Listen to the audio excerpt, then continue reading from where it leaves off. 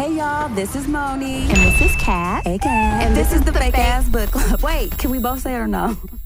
Hey, what's up, y'all? Oh, that was smooth. Was it? Oh my yeah, God. like a G5 when you landing it. Hey, it's your girl, Moni. What's up, y'all? Hey, and I'm Kat. Oh my gosh, Ooh. welcome back, friend. I'm Yes, so welcome, excited to see you. Yes, we did it. Oh my gosh, we're kind of matching today. We do that a lot. We did that last time we were Historically. here. So I've got this floral to the point kind where of we bought the sit- same pieces, like That is true. from like same place. stores without realizing it because the vibes It's like are I have real. that too. Yeah, that's really it's I like cute. it. It is cute, and it's a beautiful day today. So. Mhm. All right, guys. So listen, I gotta let you know something. This is this week we don't have a book. We're faking. But no worries. We still have plenty of stories to talk about today. So we are going to talk about. So Kat was saying to me like, "Hey, we should take a look at Mary J. Blige's." I think it's on Amazon. There's a Is it Prime? Oh, I think it's Amazon. Okay. Prime. I'm gonna go with that. If I'm not, what are we gonna do? Find me? Fact check. Like the fuck? I mean, And here's the it's on the thing: interweb. by the time this releases, it might be streaming somewhere That else. is so Who true, knows? because People buy who the rights knows? to stuff all the time. That is but very it's true. Mary J. Blige's My Life. Yes. Oh my gosh. And so you said that, and I was like, okay, I guess I'll have to sit down and watch TV, which I don't always do. So that was kind of cool. But oh my gosh, it was so cool. So if you don't know who Mary J. Blige is, why and how? I don't understand. Also, if you don't know somehow, after you see this, you would absolutely love her. I feel like this documentary was really endearing to her, and it did a really good job of Would you say that this episode is dedicated to her? absolutely. Okay. Should we just jump right into that? Let's jump into it, y'all. We're gonna dedicate. We're gonna I want to put my hand over my heart and do it. dedicate. Why don't you dedicate first? Go. No, you go. No, you jumped in and you said No, dedicate. because mine's You gonna just- segue into something else, so you Okay, have to go first. fine. Jeez, don't be messing it up then, Kat. I'm My sorry, God. sorry. You know what I'm saying? I'm gonna Stealing my thunder. So not because Kat has said it, but I do want to dedicate this to Mary J. Blige. I like her a lot. Also, but before I dedicate it, I want to dedicate it to our 3 listeners that listen to us every week. Thanks, you guys. But also, 90s babies, anybody who was about R&B in the 90s, she just was so influential. And her fans are, like no other. So shout out to all of you guys. What's your dedication, friend? I wanted to dedicate this podcast to all the nerds out there because no one ever listens to the nerds. There's so many catastrophic world problems that could have avoided if people listened to the nerds.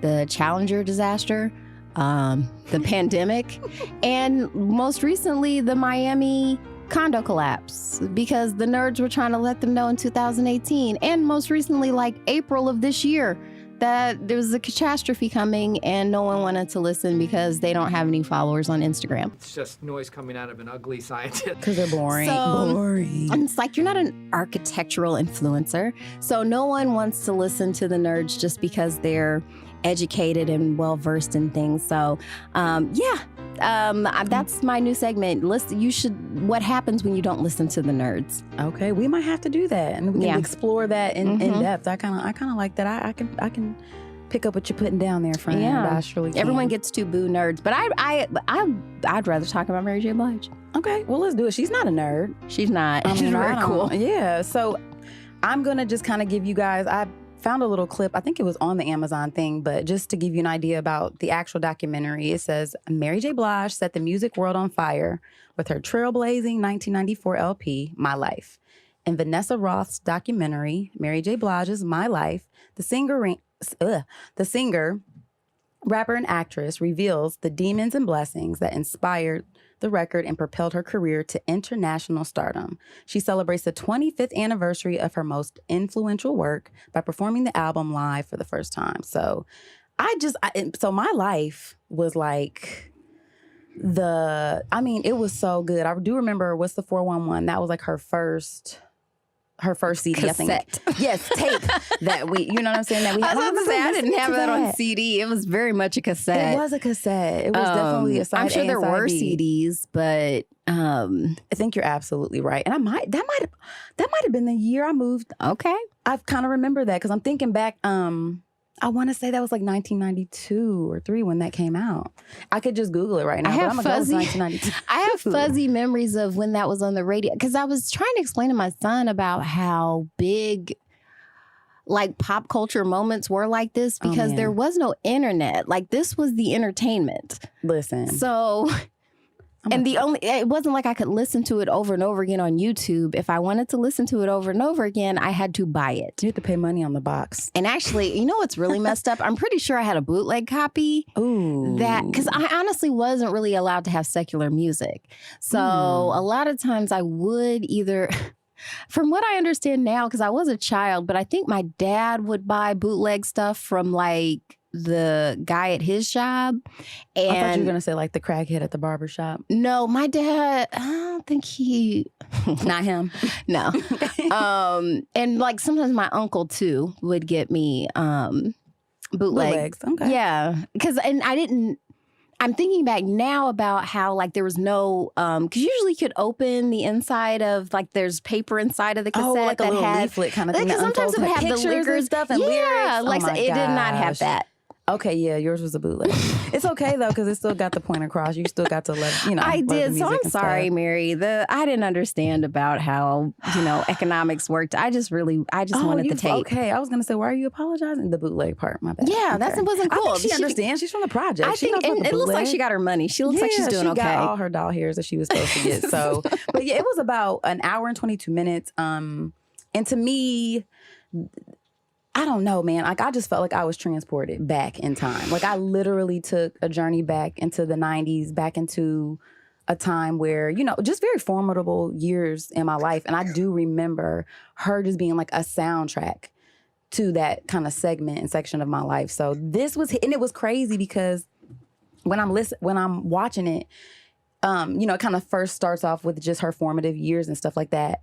And her background, for one, I didn't know I guess I could have guessed she lived in the projects or something, but that sounds fucked up. And she had the cut on her eye and shit. She looked like... Yeah, I never really thought about that with her. I never did, yeah. Because once again, it wasn't that foreign to me. Like, I know a lot of girls like her. That was the point. Like, she seemed like the girl next door to us because, me growing up in Detroit. Like, before that, like, who were the people? Like, I mean, Aaliyah. Who were the people? Yeah, who were the R&B divas? Oh, yeah, or...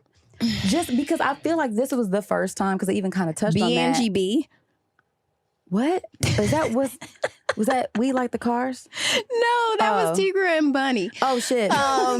BNGB was, remember, who was it? Because she used to sing with MC Hammer. That Oaktown 357. Oh, wait. Hold on now. I don't know how comfortable I am delving into this now. We are showing our gray hairs talking about Uptown 35 motherfucking 7 right now. I remember because that was the name of the shiny shoes. That's what we call like the patent leather shoes. We call those 357s here. It might have been regional. I think we called them Doc Martens. Well, no, those were the boots. We called the boots Doc Martens. Oh, the short But versions? the low tops. Oh. We call because they had them on in the videos. Those are some good ass dancing shoes. When you think about it, they were like nice and rubbery and springy at the bottom for all the twerking. They didn't call it that, but to answer your question, I think those were her predecessors. Okay. Yeah. Who I loved. There's no shade. It's just taking you back to a very specific time. It is. Because In Vogue, where were they on the timeline? The Funky Divas of Soul? They were in the same... you should see my arm kind of like going I'm back doing and forth it now for the timeline. because It's like somewhere in there.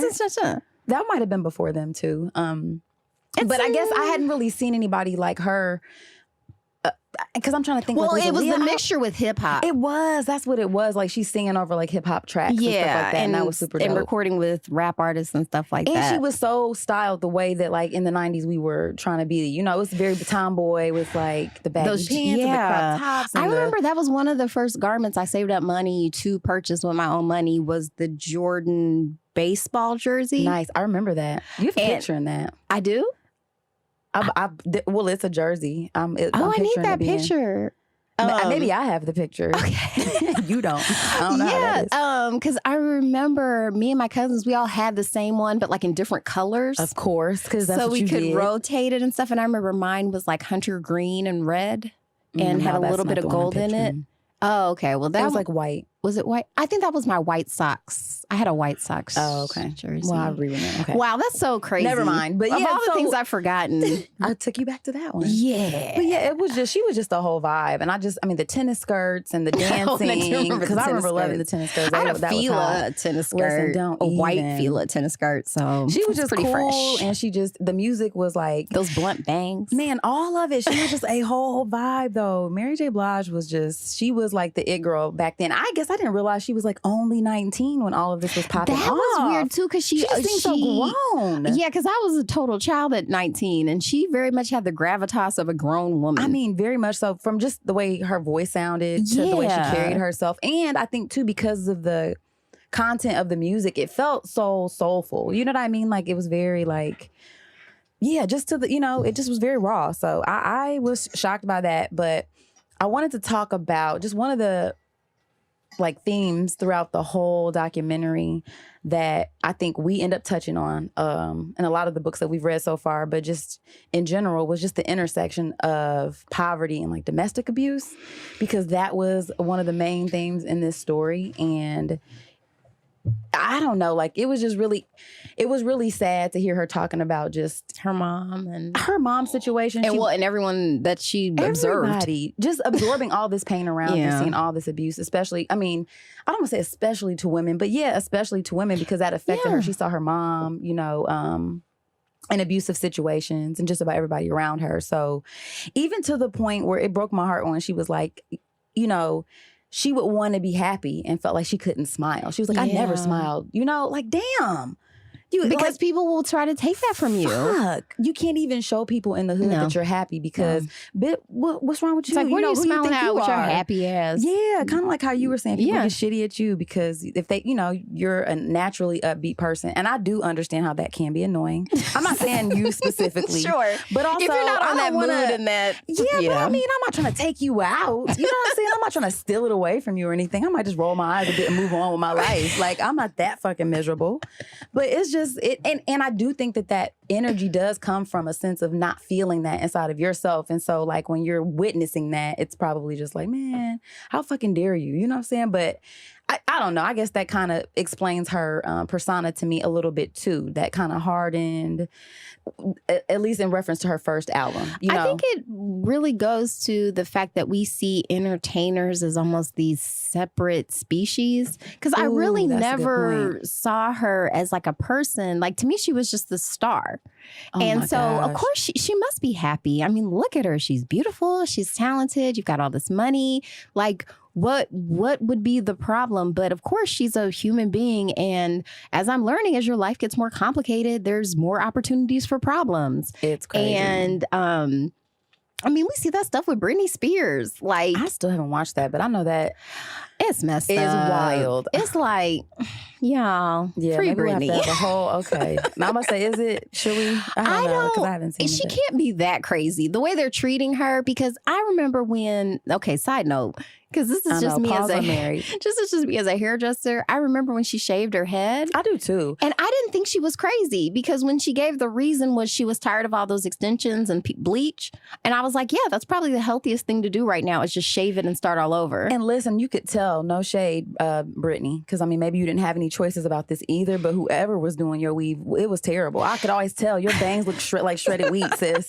So it was probably time to just start all over again. Well, that was the low-key. thing. Like, as someone who, for one, I wouldn't even lighten hair for years because it's very specific. Like, it's chemistry. Yeah. Like, so she probably had multiple people doing her hair who did not care about her and were never going to see her again. I have a vendetta against hair glue. I don't like glue in hair. I don't know why that's controversial, but I feel like over time it's going to be an issue. And because so many weaves and extensions are done with glue, that shit's crazy. Like, and then you're mixing glue with bleach. And then here's the thing, too, because I know a lot of people are hack. Not everybody is dedicated to their craft. So because honestly, you should take your extensions out and then retouch your hair if you're lightening it and then reinstall the extensions. That's a healthy way to do it. But I'm guessing because of how much they were working her, they were probably lightening her hair while the extensions were still in there. Because she was saying she had bald spots, and this is what happened. Like it. I'm telling you, I could just tell by looking at her. Like, all that aside, You know, we treat celebrities like they're these weird species, and they're not. They're people. I know. And I really did enjoy this documentary from that standpoint of being able to just see her as a person and see her story because, you know, just starting at the beginning of it. Well, and before I even get to that, I loved how beautiful it was. Like, I mean, it was very well produced. I thought it was well produced. It was I love looking at old pictures art. Too. Oh my Especially God, from the 90s. Cute. You talk about me in a Jordan jersey. Yeah, like, man. show me any of those pictures. I love going back in time. My gosh. She was just so, you know, like she was such a pretty girl. Her face is perfect. She has perfect bone structure. Face. Like, she's perfectly symmetrical, except like one of her eyes slants a little bit more, but that's kind of cute. She's so cute. It was like seeing like little Mary. And she's 50 and looks amazing. She looks, first, Mary, please. Did you see the photo shoot in the bikini? Yes, I did. She looks amazing. I'm not as old as Mary J Blige, but I wish. Listen, she looks amazing. But way to go, sis. She has come a long way. But I liked hearing her speak about her mom, her relationship with her mom and dad, and with her sister and brother. I don't think I realized she had siblings. I mean, I guess I knew she had some siblings, but it seemed like she was super close with her dad. And I know that like one of the main things that happened was when her parents got divorced, that was like really hard on her because she was very close with him.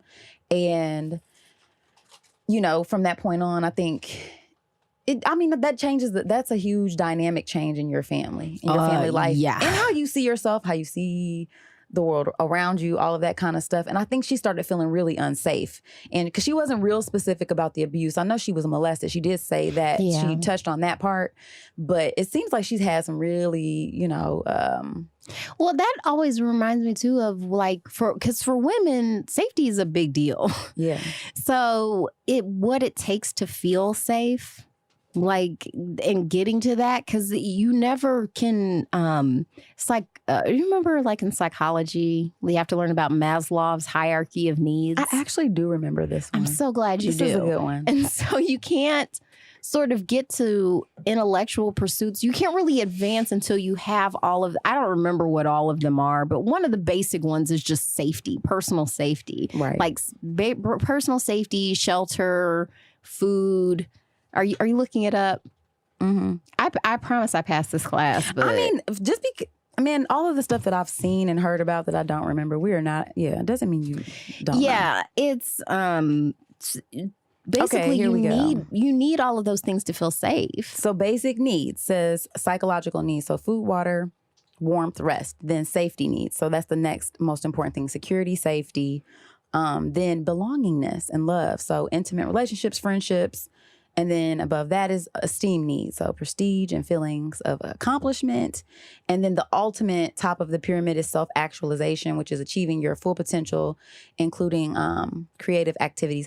So this, this is self-actualization? This is perfect. Okay, this is exactly what this whole documentary was, though. Yeah. For real, like it really went down. Because at the beginning part of it, like, you know, they're trying to have their basic needs met. You know, and then the safety needs, and then, you know, the intimacy as her career grew, you know, you're looking for that love and belonging, and then esteem. You know, once you're there in this place where, you know, how you were mentioning earlier, people see you in a certain light, you know, like, oh, you're successful and you have money and you're beautiful. Yeah. Why aren't you happy? And it doesn't happen like that. You know what I'm saying? Like that stuff doesn't happen. Because I think about Whitney Houston too. Think about all the celebrities who've been in these situations. Well, and then the ones who avoid it though. Like, for instance, avoid what? Like success? I guess the pitfalls of success. And that's the thing, too. You never really know either because we're just on the outside looking in, right? For sure. Because who was I listening to where they were talking about how celebrities basically, it's such an unnatural state of being that they basically all need therapy. Because it's such really everyday people need therapy. But because you are treated so differently from other people, you really need therapy to process like what you're going through. The fact that people are probably already always pitching you things, hitting you up for money, just sort of seeing you as a cash cow instead of a human being and what they can get from you. So... I can see how it gets to that. So, yeah. That was a really great example, though. I think I like that you brought that up because I do think that kind of beautifully. Well, yeah, it explains why she wasn't yeah. okay, because you're not having your basic psychological needs met. Well, let's talk about that, because she was 19 when she got signed. Like, it was an accident. So That's back wild. in the day, for you young kids, there's no one young listening to this, let's be for real. But so for you who are old enough to remember this, like, you would go to the mall. She was with her sister or cousin or somebody. Oh, yeah. Do And they you would remember those? I do. Let me say it. They don't know. I'm sorry. They don't know. We're getting ready to say. There were these, like, little fake studios in the mall. And you could go in there and pay money and go in the booth and, like, record yourself singing, like, whatever top demo. records. And you get the tape or whatever. And so the tape, I think she was letting somebody in her family listen to it. Was it her? It's her sister. It's her sister. Yeah, but it was a guy, though. She gave it. It was like maybe her sister dad gave it to a guy, or dad gave it to a guy. So it was given. It was past hands. Okay, He's like, hey, this is good. And he was like, I know somebody in the music business. It's like, yeah, sure you do. And then it was like, nah, they really knew somebody and really loved it, because she sang an Anita Baker song. Yeah, it was a "You Bring Me Joy." Yeah. Don't get me lying. It wasn't Anita Baker. It was Anita Baker. And they just couldn't even believe, like, when he was like, oh, it's a 19-year-old. Because I what want was to say that You man? Give Good Love. Oh, was it? I don't know. That's a good Anita Baker song. First of all, I was about to start singing a Whitney Houston when I got confused. Oh my God. Were you going to sing Saving All My Love? You give good love to me, babe. Yeah, so that was my bad. That was my bad. Take this heart of mine. Wait, what is the Anita Baker one? I don't know. It doesn't matter. It doesn't The details matter. don't matter, guys. In this This is particular about case. Mary J. Blige. However, yeah, this tape, though, is what springboarded her into just hyperdrive. Like, from the time because it was 89, I think, when they discovered her. And then it was so crazy. A couple years later, after they got her, the 411 came out. So that's a quick jump from, like, the projects. Wait, how about when You Remind Me came out? I thought it was Tevin Campbell. What? When I heard it on the radio. No, that's Real Love. Oh, wait. I'm doing You Remind Me. Oh, whoops. you remind me of a memory. And I remember my cousin called me stupid and corrected me on what was really going on. And that's how I got onto Mary J. Blige. But that's funny. The other thing, too, was the fact. Okay. So I watched a fashion documentary with my son last night, and he got put onto Cross Colors. Oh. And listen, Crisscross, he is completely like, it's so crazy how much hip hop stimulated the economy, because I honestly got a job so I could buy clothes.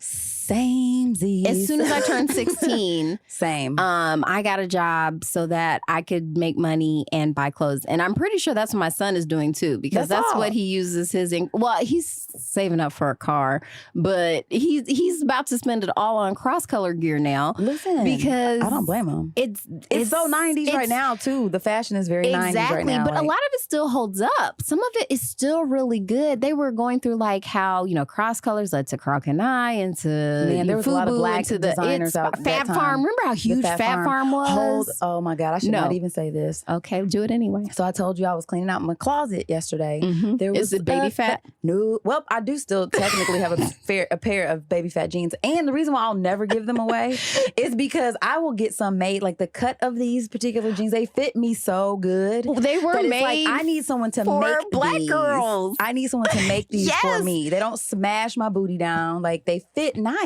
Yeah. But no, I was gonna make fun of my husband, not myself. Thanks for bringing that up. Okay. Because I'm more comfortable with that.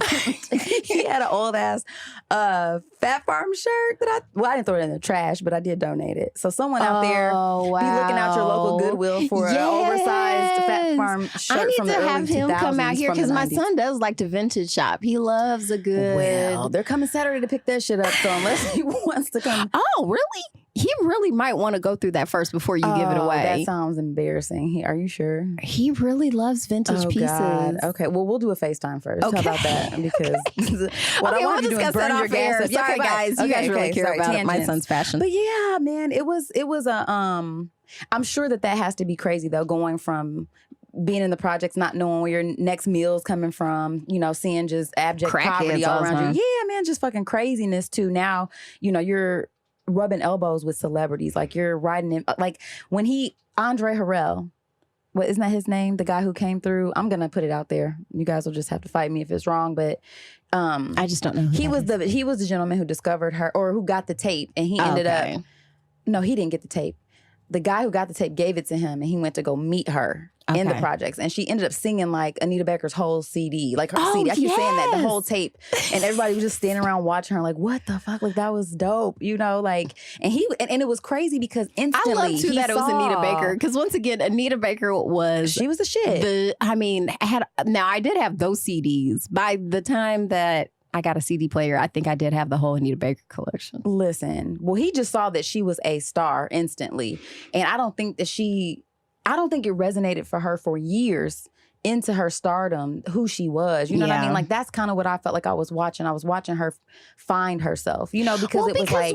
we're just regular. Yes. And it was just so crazy, though, how you can be so... I think this is why she's so relatable. I think this is why her music is so relatable. This is why she resonates, because the girl was saying, like, you saved my life. The truths are universal, and it doesn't matter. It transcends every walk of life. So even if you've never heard of this, if you've never heard of Mary J. Blige, if you've never listened to her music... watching her story, I don't know how you watch it and not feel like, damn, you know. You can't listen to her and not feel like... Well, here's the thing. They didn't even cover this on the documentary, but her duet with Lauryn Hill on the Miseducation Lauryn Hill, I Used to Love Him. That song is so amazing. Now I don't. And especially when they start breaking it up and like torn and confused. Oh my God, I forgot about that. That song is oh my gosh. That's on my run playlist, man. I'll be like, oh my God. All of the love, man. Like, just, yeah, she just had some bops, man. She just had some bops. She gave a lot. Okay, so what was the other thing I wanted to talk about? Oh, just so music. Oh, wait, going back to, just to piggyback, because you have this in the outline, and to piggyback what you said when she was saying she didn't even recognize who she was, and you have it in quote here. Read it. I didn't know I was me. That even took me out. If I'm afraid, that was one quote. That was one quote. But yeah, that one got me. Because I didn't even know I was me. That was basically what I was saying. Yeah. Like, this is like her toward the end of the documentary, basically looking at herself, you know, performing these, and she was like, it was an interview. She was given an interview, and she was like, that's who I'm protecting to this day. You know what I'm saying? That young girl, that's who I'm protecting. That girl, that's my baby right there. And that just took me out, because a lot of coming into who you are and self-actualization is mothering yourself. And then maybe if you're a guy, fathering yourself. But just ultimately... No, you got a mother. You need both. Okay. I mother and father myself. I don't know. Whatever that, you know, that I need both. Loving yourself process. Yeah. And it was just, I don't know, like it got me, because I'm like, damn, you know, you didn't know you were you. Like, how many fantastic people, you know, are out there who, you know, maybe just never saw themselves reflected in their environment, you know, because to me, there's that resilience. When we talked about Miss Pat in the second episode, and, you know, like, that was one thing that fascinated me about her story, was that, like, you didn't have anybody showing you how to figure this shit out. Luckily for you, there were these people along the way who had your best interest, you know, in mind, and tried to share that knowledge with you, and you took that in. And I feel like I saw that happening with her through Puff Daddy and Andre Harrell, and like other people that she came in contact with, and just her own self-preservation and like street smarts, low key. But you know, it does, because she's not from a place where it's easy to survive. No, it's not, and I like that. You know, where thriving is almost impossible. It's the bare minimum. Again, you can't. There's no self-actualization when you're just trying to survive. Like and so it's a luxury. That's a privilege when you are in a space where you can do creative endeavors, or suppose what you might want to do if you were able to do whatever you wanted to do. Like, that's why you get talked about. Outlandish. Yeah, it's like, so lavish. What are you talking about? How you like, okay, bills? Lord Fauntleroy over here. What the fuck you think you are, bitch? You know, and again, like, that's where some of that like hater energy comes from, because it's like you don't see it for yourself, and then when you see somebody who has the audacity to think it for themselves, you cannot relate. It's so unrelatable. So when you're able to be in that kind of an environment and still thrive. I mean, like, she came from the bottom. And really came out of it. And like, came out, man. Like, it was just so beautiful. But also not try to divorce herself from it. Right. Like, that's the thing, too, because she was never going to act like she was from a suburb in upstate New York. Like Right. she's like, no, I am every time you were never going to forget, because I do feel like sometimes people do like to reinvent themselves. And like I said, there's nothing wrong with doing that, but it's like, don't try to erase where you came from, because that kind of erases the path for other people too who are trying to go. Like, I don't like when people try to close the door behind them. Like you just hatched out of an egg, you know what I'm saying? Like I'm amazing on my own. It's like, like let people know. I like that fact too, that she was never ashamed of where she was from. Right. Because that's the thing too. People are like, oh, she's ghetto, or she's ghetto. It's like, yeah. I actually, I came from the hood, and it's like you could have never survived. Look at me now. Because it's like you could have never survived this. 100%. So the fact that I still thrived even though I was not supposed to. Like Tupac said, the rose that grew from concrete. 100. That's Mary J. And the thing is that she was always person. That's Mary J. That's Mary J. But she was always that person though, but she didn't always see herself that way. So that was the powerful thing to me. And that is what's beautiful now that she does. I think that's because I was like crying and stuff. And watching. I was too a little bit. It was, I think I texted you, it was like the perfect thing to clean my house to, because I've cleaned so many Saturdays listening to that. My God. To my life. It was like, cool to see her performing it too though, right? I mean, not that okay, listen. I don't want to get negative. But we have. That's the part I didn't like. I liked any of it. The visuals. Okay. First and foremost, just disclaimer. I really don't like most concerts, like most live music things. You didn't like Beyonce's concert? I mean, that was Beyonce. Okay. I just needed clarification because I had a great time. But generally, that's the only concerts I'm really not going. Like really big concerts. Like usually I like an Egyptian room concert. Okay, yeah. So just more intimate, smaller, better sound quality. Yeah. So like that one for me wasn't my favorite part. No, it wasn't my favorite part, but I loved her outfit though. Yeah, I liked the visual of it. Sure. I loved her emotion when she was giving, but the vocals weren't my favorite. Okay, but you know what? If we're just being honest and we're going here to this part, I do think that is a critique that over the years, like you would hear. So especially in her earlier days and stuff too, like her live singing at concerts in particular, weren't always fantastic. But I think that people still paid and showed up to see her ass because she would. The energy. Yes. I think that's what I was like responding to. For sure. You're getting the visuals, and every note's not about to be perfect, but you're going to feel the vibe. I like the parts with her stylist too, because that made a lot of sense too, where I was like, oh my goodness, it's so crazy. Like, because they set the trends. Yep. Like they made the culture. We are the culture. We've talked about this. We are the culture now. It's just baseline now. But that was amazing. It was a...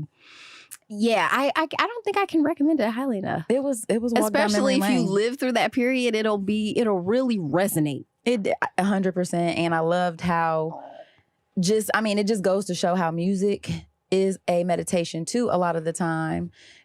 Because for one, it takes you somewhere. You can be like she talked about when she was small. That song, the My Life song, that old music that they sampled was My Life in the Sunshine, and how she used to sing that song when she was younger, and she would just zone out to it. Wasn't that featured in Straight Outta Compton? Probably. Like Dr. Dre was laying down on the carpet or something listening to that. Everybody, it's a vibe. That song is cool because she was like, damn, the sunshine. And I remember that feeling too. Like I would listen to my dad's old records and, it would be this beautiful music, and it was amazing. It felt great. It did. And you're just trying to get closer to that. Like, especially when you're hearing something so beautiful and that's not what you see reflected around you. Like what I heard on one of my dad's albums, music is a world within itself with a language we all understand, with an equal opportunity for folks to sing, dance, and clap their hands. It said all that? You added the last part. This is a Stevie Wonder song. That's the Duke. Those were all the Just words? Because a record has a groove, don't make it in the groove. That was, music is a world within itself. So you didn't say it like that. You said it regular, so then I didn't know. I used to do that in school sometimes too. We had to write poetry. I just use music lyrics. So copyright. right? Or Well, no, because plagiarism. I knew those white teachers didn't know this stuff. Plagiarism. It still counts that if they didn't know. I passed. It's fine. Oh my gosh, you guys, we don't recommend that. Again, there's no young people listening to this. No. It's fine. No, everyone who's listening to this has already graduated. Yeah, that is Good job, very guys. true. Yeah, man. So yeah, I just like that because that's exactly what happened to me. I was literally so after I actually watched this, I was then I had to turn it on. Like I had to go ahead and listen to it again. Yeah, I was like, damn, I forgot about this song. Right? I forgot about this song. Forgot about this song. And loving you. What's your favorite Mary J. Blige song? That's hard. I can't even do it. Don't you dare ask me. I'm asking you only. Oh, it's the one with Lauryn Hill. That one is so That's for good. That is for sure my fave because that's the one I have downloaded. Oh my gosh. Yeah. So I have that whole CD. We can't even get on but just Lauryn those Hill. things that just featured her, that wasn't a duet because I think she was just featured on Lauren's song. Okay, wait. What's your favorite song from What's the 411? Do you remember that one very much? Oh, what's the one she did with Method Man? Leave him. That one was on there. Oh, Was that not on there? Reminisce. I don't know. Oh, you're was that on 411? No. Or was that later? I think that was I'm later. not good at keeping because what's the 411, hun? What's the 411? Reminisce was on there. Oh, I do like Reminisce. Reminisce. We had. Yeah, you guys don't want to hear. I like You remind me. That was a good. Yeah, that It's that was my really favorite hard one. to pick a fave. And you remind me. Okay, well, what about Because I remember, oh man, Saturday morning videos. It was a whole thing. It was a whole vibe because Like, once again, yes. it wasn't like there was no YouTube. Like if you got to catch it, you caught it or you didn't, or you recorded it. If you were Because I smart. actually did. Okay, let's just. Listen, what are we tell them doing how old here? we are. Is it It's real? fine. Forget it. Go ahead. Okay, so analog technology. You got VCRs and real? Saturdays. Like I had to be strategic, so I had a tape that had Real old. like Remember the Time, Michael 'cause- Jackson? yeah, and Inside Stuff, Do you remember? Wait, what is that? Martin, Inside Stuff. and In Living Color. Like I had mixtapes. Oh, it was like a collage or yes, of the stuff I wanted hodgepodge to of- watch because. I remember me and my cousin, we wanted to learn the choreography to Remember the Time. So we had to have I that. remember memorizing And choreography. Inside Stuff, you wouldn't have, it's sports. I was gonna say that sounded sportsy. No wonder it like burned my ears when I said it out loud. but it was the best way to watch sports because it was just the highlights. You know what? Low key, I don't mind watching highlights that much. Yeah, it's like I show don't me want the to watch best for 3 stuff. hours just to see Throwing one dunk. flags and shit No, down. Like I thank don't want you. to see that. No. Stupid. I only have 24 hours a day. Yeah, wasting my time. And then, every once in a while, like Martin, I recorded Martin and The Living Color. So And Living Single.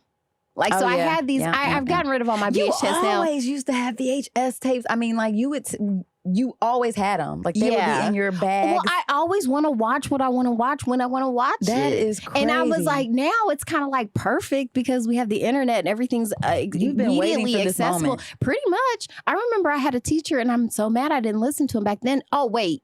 What was this man's name? Mr. No, Mr.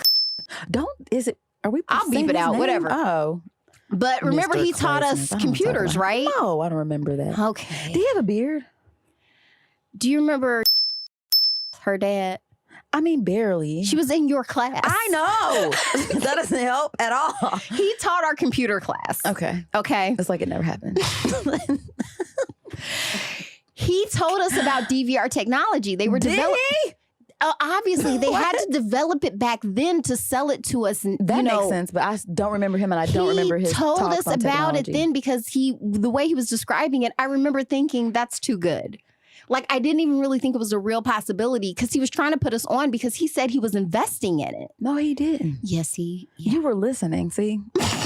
Not well enough. I mean, I don't because even if I remember was it, really so- listening, like I heard him, but I obviously wasn't listening because Yeah, if I true was that. You listening, would actively instead of be buying doing cross colors, actions. I would Yeah, have man. put it into. Or if you would have bought cross colors and put them up and like air seal them so you could sell them now, maybe you can make Which some people money are vintage. doing. Yeah, It's Depending a on how real you thing. did it. But I probably would have been better off investing in digital technology. probably. But that is crazy that you literally remember that. I do remember don't that. Well, at because all. I remember it sparked my interest. I was like, oh my God, that's amazing. And then you started looking it up.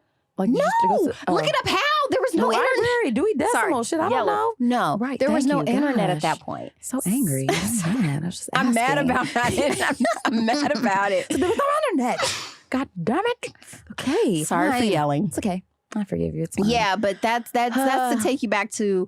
I try to explain it to my kids now about what a big deal this stuff was because It was all we had. it would really It was all we had. honestly like And it was it was like the heartbeat of just pop culture, you know, for us especially, because before that, I mean, there was a certain amount of time where like popular music was just popular music. You know, it wasn't like hip hop was really just kind of like getting its like start in a very clear, I don't know, voice, if you want to call it that. it And was so getting to the point where it was good because listening to old Yes. rap now is bad. But well, it was amazing because that was the thing too. Watching it with my son, where they're like rap to rap, rap to rap, rap, rap, and he's like, "This is lame." But it's like, look, it had to start somewhere. And this was pause because we're not the mumble rappers of right now. I know with whoever like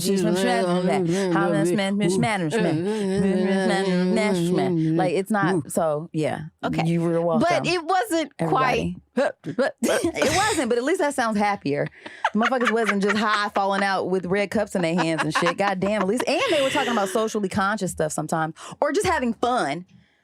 Not laying down and being a goddamn idiot or whatever. Sure. But anyway, no, I don't want to. Okay, Sure. kids, y'all have your fun how y'all have it. I'm old, okay? old. All right, Next so there's caller. that. Next caller. Well, we can get off of that. No, it was explained to him it had to start somewhere.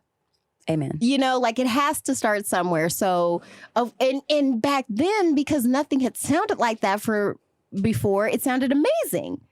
Because you could have a party off of that. Yeah, you could. So it was much better because I'm trying to think of what pop culture was before hip hop. What was pop culture before hip hop? Like the Jacksons? Sure. That's a good example. Oh, thank you. So it's more like disco. Because disco was a disco precursor went hard. Yeah. to hip hop. Did you ever watch The I'm Get scared. Down? I didn't. The Get Down was good. It kind of talked about that, how like they were segueing out of like disco culture into hip hop culture and stuff in New York. And then reggae had a lot to do with that. Oh my gosh. It was And so good. all of the art you can study it like a science. It has a natural evolution and progression. So of course, like, yeah, but actually I still like Sugar Hill Gang. Like I could listen to that. Really good. Yeah, I could still listen to that. So it's I don't know. I kind of went off on a tangent there. I don't know what my point was. All the time. Well, no, Fun. it's just that, you know, things don't always You were start trying off to explain, amazing. yeah, exactly. You're trying to explain to the son that, you know, yes, it was a little corny at first, but look at now. Yeah, it didn't start off with like Kendrick Lamar. Sorry. Right. No, it sure didn't. You know, but Sure didn't. But there was some there good wouldn't ones be in a there. Kendrick Lamar without. They had to do it. They had to do was it. The Sugar Hill Gang? Don't listen. I'm not a connoisseur of. I don't know. You're like shaking your head. Listen, you're supposed to be the one who knows stuff, okay? I'm the one who just got through listening to these documentaries. I watched so many documentaries lately. Did you? I watched one on the Battle of Versailles. Oh, yeah. Or the Battle at Versailles. Fashions. Yeah, the fashions. The Sugar and once Hill again, Gang. They are real. Okay, I had to wrap it to well, that light. was, That's what I was yeah, thinking. To the hip. that was good times. And they're like, did you Whoa. ever go to a friend's house and the food just ain't no good? I do, and I hate that. The No, I'm just cheese saying. up. Look, she and the chicken taste like wood. It's a hip hop, the hip to the hip, the hip, but Hop, but you don't stop. But rock it to the okay, bang bang boogie. That was like But even 5 that hour was song. before us, though. That was before what? I mean, like I wasn't Oh yeah, listening that was to like rap the when that 70s. was, Yeah, that was a long time ago. But I want people to understand, like, things. If you want to create, because I feel like there's so many young people out here who want to create, you have to learn the history to where we are now to be able to create the future. You can't just get So over it. don't just act like, man, this is boring. Because I feel like one of them little Xan people was like, Who? I don't Little know. Xan people. One of the young rappers was Oh, talking about how Lord. like Tupac was boring, like his rap was boring. Oh. And it's like, See? opposite. Yeah. Like, not really. At the time, it was so controversial because it was something that wasn't happening, wasn't being said. And it's like, maybe you could have brought something at that time period that he wasn't, but it's not likely. Right. Everyone's borrowing from someone else. Like, you have to take a little bit of the game from the past to go into the future. Well, So you said all art is theft. I'm all pretty art sure is theft. We need to put that up on our Instagram. Yes. in neon letters. Know. Right. All art is theft. You're welcome. So if we're ever on Jesus and Mero, that'll be our neon sign. All art is theft. Boom. You just have to cover your track. Listen, I mean, it's so I'll be like, true. where did she get that from? It's like, don't worry about it. It's like, who knows? Who knows? No one knows. I invented it whole cloth. Oh my gosh. So what was your favorite part about the documentary overall? What would you say? The fashion. The fashion. It was the fashion and the style, because she brings it every time. I've never seen Mary J. like looking sloppy. No matter what the Depression was doing, she looked amazing. And even if you didn't love, you know what I'm saying, her personal style choices, though, you can say she wasn't well gorgeous. put together. Yeah, like to me, I mean, I want her Barbie. Like, I wish they'd make a Mary J. Barbie, because I would buy that. I'm pretty sure they've done knockoff ones. You know, they won't just give her flowers. But I'll get the Chinese version one. No, don't do that. It's like, it's gonna water it down. But yeah, she just is. I liked her so much more, and I'm really glad that I got a chance to revisit all of that. That was awesome. Yeah. What? Well, I was gonna say, because I don't know when we're gonna read it, because I know it's on our list, but the Gabrielle Union book. Like, after we read that, we liked her more. Exactly. I mean, it just I already liked you. But now I like you. Like you. It was like, but now it was like, oh, so you were going through things like Lovey and like Amber Ruffin. We are all friends now. It's like, oh, we're all having a similar experience. Yeah, man. And it makes you feel better. I think that's what she was also sharing too, is that like, she was like, I had to write this stuff down. It was like therapy for her, getting, putting herself out there. I mean, like, she was like living out some of her worst, interpersonal relationships through her music and kind of like catharsis. And I think that was that's the really thing beautiful. too, because when she was talking about KC, the stuff with them, KC and JoJo. Well, what was funny to me was that they talked about it on a were they in Germany? They were somewhere in Europe. It was like a British talk show. That's just so funny to me too, about how like hard like European countries went for hip hop. Like they did really pop enjoy culture. That. I mean, I can't blame them. Like, it was amazing. Colorful and nice. Well, really the whole world, honestly. Like, I have a whole theory about how, because you know how most European countries, they're multilingual and they speak English. Like most Germans, like a lot of Germans and Dutch it's people like speak English. Because there's so many countries so close together that there has to be like one that everybody knows kind of. But I think they chose English because they wanted to understand hip hop. That's just my personal. I have no way to prove it. Listen, I know, right? And I'm just throwing stuff out. Cup? What is this? Strawberry margarita. Yeah, and I've had. It was like, a good one too. Really I got it from strong. I got it from the classy grocery store. So instead of 5%, it's 12. Oh my goodness! No wonder. I'm smiling like an idiot, you guys. Yeah, it's real. But you think that they've learned English? So I can't prove it, but if I didn't speak English and I heard this music, I would want to learn English so I'd know what they were talking about. And I speak English, and half the time I didn't know what they were talking about. Like, I'd have to get the lyrics a lot of times. Like, hip hop, depending on how fast they're rapping, like when Naughty by Nature came out, I'm like, what is Tretch saying? Slow down. It's like, it didn't matter. Just like I need like you buy it just to get the lyrics. What was that? What was I think that? It's almost the end of the show. Oh my gosh. What was that, you guys? Well, kind of. Yeah. Okay. Kind of, yes. We're getting close to that. Let me make sure this whole timer is off, though, because it'll just go off again. Yeah, because I want to get to my part, which is talking about Rick and Morty. Which is okay. Well, let's sum this up then, real quick, because we can do that after the end of almost the end of the show. Oh, excuse me. She's the boss. I know. I don't know. I'm completely lost. No, you let me know. No, that's it. You've spoken. So let's just take a break because I don't know what's happening. Goodbye.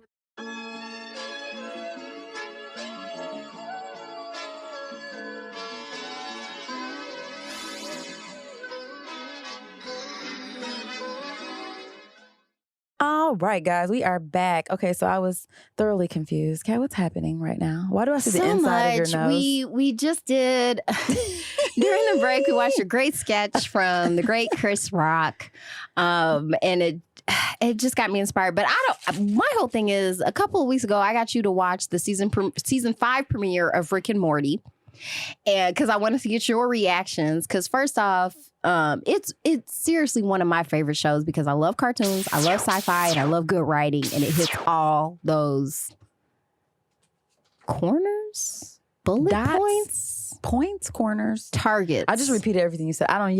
All of them. Things. I understand what you're saying. I'm sure they do too. It crosses off all of those things on my list. Okay. So I love it so hard. So we did watch it. We did. And it was the first episode of the 5th season? Yes. It was the premiere episode, the long-awaited premiere episode of the 5th season.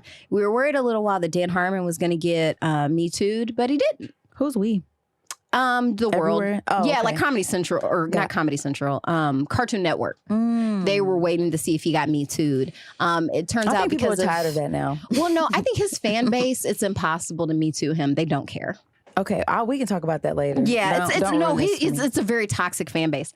For real. Like, it was a whole thing. Like, when you probably didn't see it in the news when when McDonald's ran out of the Szechuan sauce. No, didn't see that. What? They have Szechuan sauce? Not anymore. Then that's the problem. So, oh my God, is it? It is. Is it? Or maybe it's the problem that you're going to McDonald's. They ran out. Here's the thing. They underestimated the Rick and Morty fandom. They brought back the Szechuan sauce came out in the 90s as a promotion for the Mulan movie, the original Mulan movie. Rick and Morty made a reference to it in there. Already. It was either season 2, season 3, I can't remember. Premiere. And wait, pause. What is the Szechuan sauce for? Is it on the burger? McNuggets. Okay. Sorry. It was a dipping sauce for the McNuggets. Okay, so another sugary diabetes sauce. Got it. Yeah, it's just mostly high fructose corn syrup for sure. Right, go for it. So Rick mentions it in an episode that his whole mission is to get that Szechuan sauce. And so as a promotion, McDonald's was like, hey, for a limited time, we're bringing back the Szechuan sauce. They couldn't directly reference Rick and Morty because of trademark stuff. Right. But they only shipped like maybe 20 packets to each store and not every McDonald's. So the date that it was released, I actually asked one of my clients to go because I was doing hair that day. So I asked one of my clients to go and pick me one up. And she was like, they'd never heard of it. I hadn't until just now. A lot of people showed up looking for that. So there were kind of like these... not riots, but there was some civil disruption. I cannot. Because they couldn't get their Szechuan sauce. And they were selling them on eBay for like, the ones who did get them were selling them for like crazy amounts. This is what makes me, that is the part of America I cannot fucking stand. Like, that shit to me is so annoying. Like, first of all, if you really want Szechuan sauce, make some. You know what I'm saying? Like, we just got through talking about how you can Google any fucking thing. Fair. Like, make the goddamn sauce, because I can guarantee you it's not even that goddamn delicious. But it's not the McDonald's one mentioned by Rick in the episode, which was sort of a meta thing about how it was supposed to be ridiculous. Like, it wasn't supposed to be like a serious like, thing. People weren't supposed to love it so hard to go to McDonald's and break down McDonald's to get it. Right, yeah. that was the whole thing. And it was supposed to be about capital. It was a commentary. Now, this is where nerds miss me at. Now, I can appreciate, like, you talked about that segment in the beginning about, like, how we want to, listen to the nerds. We do, but not when y'all talking about Szechuan sauce. Those like, and burning down those McDonald's are fanboys. There's a difference between fanboys and nerds. Okay, so you'll have to give me there was a Venn diagram, there would be an intersection between the two. I got it. But those are two separate groups. Okay, because fanboys are basically enamored with the work of other nerds. Okay. But the nerds are the people who do the work. Got you. So Dan Harmon would be the nerd. He's the one who's actually writing and doing the work. The people who are consuming it aren't really, and he comments on that. Like, there's a character called Mr. Poopy Butthole.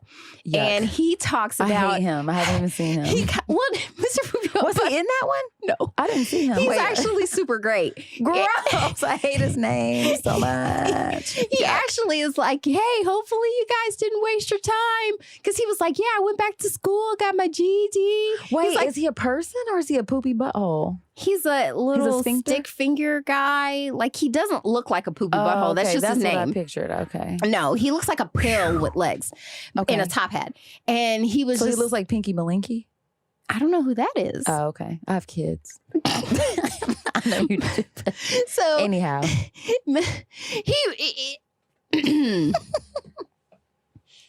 Season 5. This is the end of the show for real. We're going to wrap. Season 5. Which was, wait, I gotta look up the name of the episode because it's a pun. It was terrible. You thought it was terrible? I mean, I didn't like that man with his fucking crotch. It was nasty. Oh, Mr. Nimbus. Yeah, he was gross. His eyes were gross. Mr. Nimbus his was gross. Well, when I saw Mr. Nimbus, I thought the episode was going to be dumb because Mr. Nimbus was in the trailer. But when I listeners, please ignore Moni. No, it was amazing. It was genius storytelling, a meta commentary on civilization, religion, and progress. And I loved it super hard. Mr. Nimbus was a red herring. It wasn't about Mr. Nimbus because when I first saw Mr. Nimbus, I was like, oh, I'm not going to like this because I don't like him. But the episode wasn't really about Mr. Nimbus. He was just a storytelling device because the story was about Morty going into this time-dilated dimension where he kept messing up their society. That was really messed up, trying to get to me, that's what the episode was about. It was about that. I just got hung up on how ugly he was. Plus, I pulled up his picture just now, and it took me back. He does have on a Speedo, and he is super sexy. He's gross.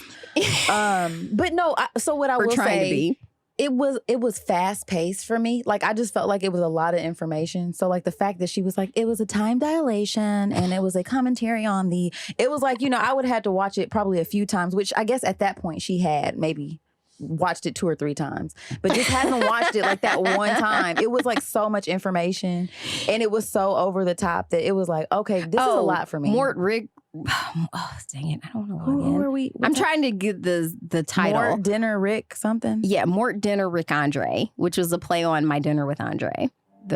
Rick and Morty season 5 premiere, Mort Dinner Rick Andre. Yeah, okay. Yeah. My secret goal is to get you to love this. I mean, that was one show. I'd watch another one. Again, it was just like, it was a lot for me. It was a lot. And I think that just like a lot of sci-fi stuff, sometimes I have to be in that mind frame. I have to be like, okay, we're about to go places. You have to pay attention. Don't put my whole name in there. Go back in. Moni, say it again. Okay. Moni, pay attention. Get your life together. You know what I mean? So it just, it was, and I was tired when I watched. It was just a lot. I was like, oh my gosh, my brain is not I think I immediately fell asleep after. You did? Yeah, I think it was probably my 4th time watching it. It's fine. You don't have to like it. I didn't love it, y'all. I ain't gonna hold y'all up. It wasn't my favorite. Loved it. Because I had high expectations because the rest of the show, it is really, really fast paced. It's, what is it? High concept sci-fi animation. Very much so. And I do like the idea, like if we slow it down and talk about what the episode was about, I do like talking about that and how like, small movements in the time continuum can just change the realities and stuff. Oh, that was crazy. Like, it was crazy seeing that. But then it was like, it was so much. Well, just real quick, for everybody listening who hasn't watched it, what happens is Rick and Morty is a Adult Swim cartoon about a young man and his grandfather, Morty being the young man, Rick being the grandfather, who go on these space adventures. Rick, the grandfather, is a toxic, narcissistic alcoholic, and he's hosting his nemesis, the king of the ocean, Mr. Nimbus. It's also absurd. Like, none of this has to make sense. It's just how they're writing it. And then Morty is finally able, when he's having what he thinks is a life-ending crisis, he calls his crush and schedules a date. She says yes, and that encourages him to save his life and his grandfather's life, but that ends up with him encountering the king of the ocean, Mr. Nimbus, who also controls the police. Which was so random. So dumb. Oh my God. Didn't have anything to do with anything. So Rick has to broker a new treaty agreement because he wasn't supposed to touch the ocean. And Morty's also simultaneously trying to have a date with his crush and get sucked into a dilated time dimension because he was trying to age the wine for the dinner with Mr. Nimbus. How classy of him. The society in the time dilated dimension, the time moves faster there. So because every time Morty interacts with them to go get the wine, they start preparing for his return because they want to kill him. So basically it's a society built around hating Morty. Because when he came back for the wine, the guy helped him bring it back. And then when he came back, his wife was dead. The whole the planet had blown up. And they're like, this son of a bitch. And so like, he was like a legend. By the time all these generations had been hating him, it was because... But for Morty, only like a couple minutes had passed. So when he comes back, he's like, what is everybody's problem? Right. He has no idea. And then like at a certain point, yada, yada, yada, they suck his girlfriend into the time dimension and she's stuck in there, but they keep her in stasis. So when she's released from it, she's like, fuck off, I'm a time god. And what exactly is a time? See, I don't know what that is. And see, that goes into more like Doctor Who lore a little bit. Because I don't know. It's too late in the afternoon or early. Nope. And nope. And so anybody who knows what that means, I'm going to turn everyone into nerds. Okay. Well, you know what? On that note, you That's my guys- goal. That's the goal of the podcast. No, it was cool. I'll watch another one with you. I'm still open to I'll seeing find a another better one. but- The Meeseeks is I think the first episode I ever watched to completion because my son got me onto it because he was like, Mom, you'd really like this show, and I was like, dude, this Rick and Morty. Yeah, because Really? here's the other thing, they're kind of ugly. Like I usually The like animation's weird. It's but their it actually eyeballs, is their kind of pupils are beautiful. The gravelly. scenery, like the space stuff they do is beautiful, but like the characters themselves are a lot of times ugly. And I usually like beautiful animation. Like I like the Pixar, Disney stuff. Well, you know? why would you want ugly animation? Some people like ugly. Have you ever watched Super Jail? I never even heard of that. Or Squidbillies? Some people like ugly. Squidbillies, yeah. Some people like I've ugly seen that, animation, or yeah. like the Aqua Team. No, see, I don't do a lot of Adult Swim, low key. Okay, fair. That's fair. Boondocks But- was about as. That was beautiful. That was fantastic. Yeah, in every that way. was an And I love example the of very social commentary beautiful too. animation. Actually, my daughter considers that anime. So yeah, We gotta we get out of technically I get to tag this as a Rick and Morty review. Okay, do So- it. Go ahead and do that. Because those are hot right So now. my review is that it wasn't my fave, but I'm glad that it was giving you life friends, And I loved it more than I'm still anything. open to watching more of it. I mean, stuff grows on you. I'm okay with it not being for you. Yeah, like I Because can't if see you- myself Because I'm based on the already episode going primed back. for sci-fi. Yeah. Like if it's sci-fi, I'm there. Right, I can even do sci-fi horror, and I hate horror. But if it's sci-fi horror, I'm there. Like Okay. Lovecraft Country. Oh, get oh on my it. God, I still see, and I didn't know that was sci-fi at first, or the one with Regina King, Oh, I didn't really like Watchmen. Watchmen. Somebody's gonna come after you for that one. That's 'Cause I fine. think that Come was at me. Let's fight. Ooh, you heard that? She said, "Let's throw hands." I will bitch." fight you. No, but I didn't know that it was sci-fi. I didn't love it. It wasn't like terrible, but I didn't love it the way I loved Lovecraft Country. Oh, okay. Well, Or if you're not Ricky. comparing it to anything, like, how did you like it? You know what I mean? Because why can't it just be, what did you think about it, not in comparison to anything else? Just as a standalone. Just as one little thing. To me, it wasn't coherent enough. That was my Okay. criticism of it. Okay. It was just weird. I didn't know it was going to be a blue guy. I didn't know. I did know about He was gonna be wearing a shiny thing on his head. I was like, what the fuck is going on I was here? expecting that. See, I didn't know it was based on a comic, though. See, that's how ignorant Graphic I was. novel. Excuse you me. Philistine. Whatever. Okay. Because it's different somehow. Is it? Yeah. Oh, okay. Comic books and graphic novels are Are they? different. So, okay, Yeah. show me the difference. Not right now. Later. Okay. We gotta go. Fair. All right, look. We'll go to okay, Half guys. Price Books. Thank you guys for joining us. Thank you guys. This went This really was fast. This was really fun. Yes, I it want to talk was. more. I know. We can do that later. We won't Okay. do it on the clock. All right. Bye, Fair. guys. Bye. Before we go, we must give thanks to our sound engineer, Eric Dizzy from Dorian Keith Media, to Urban Nerd for providing our music. Buzz Viral Marketing runs our social media, and legal services were handled by Trezanae M. Atkins. If you like what you heard, please feel free to join us every Wednesday for another fake-ass book club. Cheers. Thank you guys for listening. You can check us out at thefabpodcast.com. Please subscribe, rate, and review our podcast wherever you're listening right now. We want to hear from you. Come put it in our life. Thanks again, and until next time, peace, love, and the Fake Ass Book Club. We out.